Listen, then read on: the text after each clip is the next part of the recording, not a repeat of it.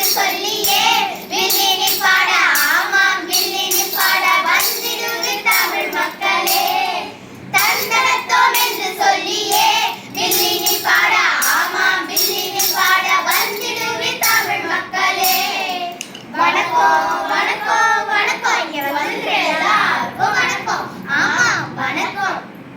ஒரு நாட்டிற்கென்றோ ஒரு இனத்திற்கென்றோ ஒரு மொழியினருக்கென்றோ வள்ளுவர் சிந்திக்கவில்லை. உலகம் முழுமைக்கும் பொருந்தும் வகையில் சிந்தித்தால்தான் அவர் எழுதிய திருக்குறளை உலக பொதுமறை என போற்றுகிறோம். சமூக சேவை மனப்பான்மைக்கான கருத்து விதைகளை வள்ளுவர் மிக பல காலத்திலேயே தம் நூலில் தூவியிருக்கிறார் என்பதுதான் விந்தை.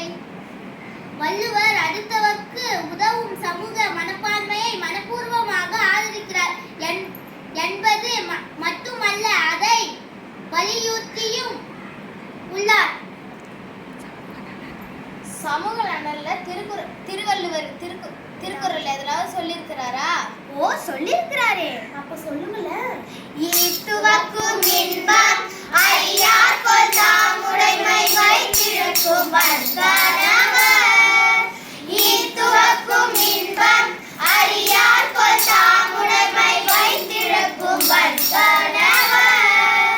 பிறருக்கு கொடுக்காமல் தாங்கள் சம்பாதித்ததை தாங்களே வைத்துக் கொண்டு பின் அதை இழக்கும் மனிதர்கள் கொடுப்பதன் இன்பத்தை அறியாத கொடியவர்கள் என கருவிகளை இந்த குறளின் வழி கண்டிக்கிறார்.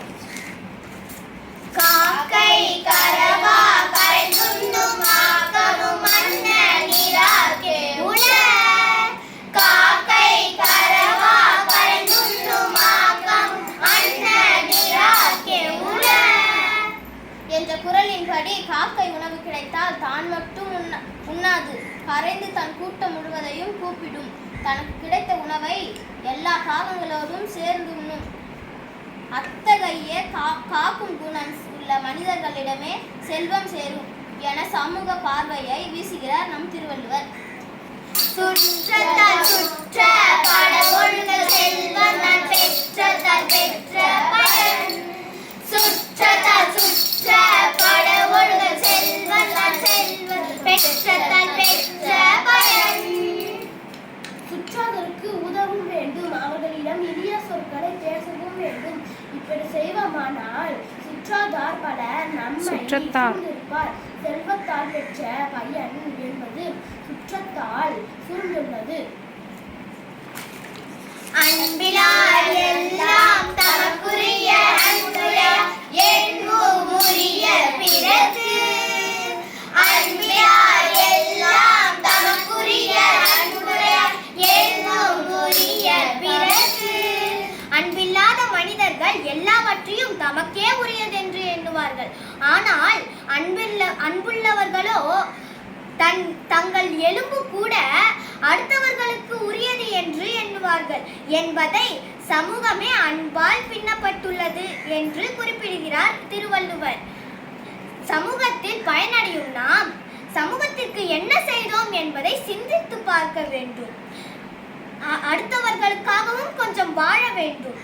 வள்ளுவர் காட்டிய வழியில் வாழ்க்கை நடத்துவது என்பது அதுதான். வள்ளுவம் என்னும் கைவிளக்கின் வெளிச்சத்தில் நடக்கும் போது வாழ்க்கை ஒளிமயமாகும்.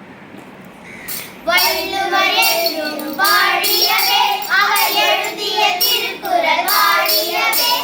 திருக்குறள் படிப்போம் அனைவருமே, அதன்படி நடப்போம் என்றென்றுமே. வள்ளுவர் என்றும் வாழியவே, அவர் எழுதிய திருக்குறள்